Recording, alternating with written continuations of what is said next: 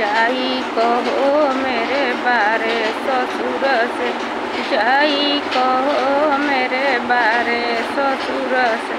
जल्दी से गहना ले जा सुगहन में, अब ना रहबी माई अब ना रहबी कटिल नैहर में, अब ना रहबी माई अब ना रहबी माई कटिल नैहर में।